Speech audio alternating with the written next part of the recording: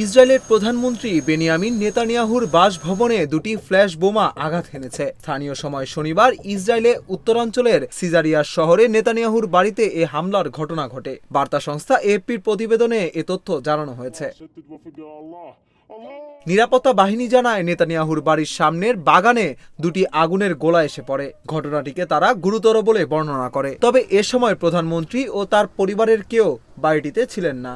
এ বিষয়ে এরই মধ্যে তদন্ত শুরু হয়েছে বলে জানিয়েছে ইসরায়েলের নিরাপত্তা বাহিনী। আজ রোববার ভোরে ইসরায়েলি প্রতিরক্ষা মন্ত্রী ইসরায়েল কাটজ সামাজিক যোগাযোগ মাধ্যম এক্সে দেওয়া পোস্টে বলেন, ঘটনাটি সমস্ত রেড লাইন অতিক্রম করেছে। এ ব্যাপারে নিরাপত্তা ও বিচার বিভাগকে পদক্ষেপ নিতে বলা হয়েছে।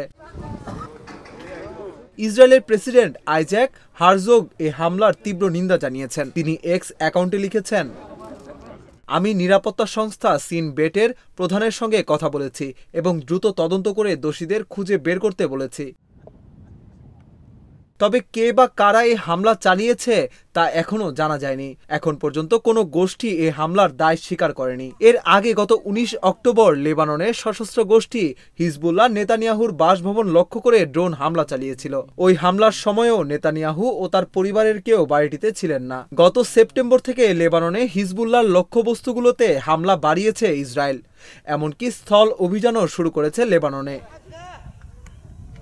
সিজারিয়ায় নেতানিয়াহুর বাসভবনটি ইসরায়েলের হাইফা শহর থেকে প্রায় 20 কিলোমিটার দক্ষিণে। এখানে হিজবুল্লাহ নিয়মিত হামলা করে।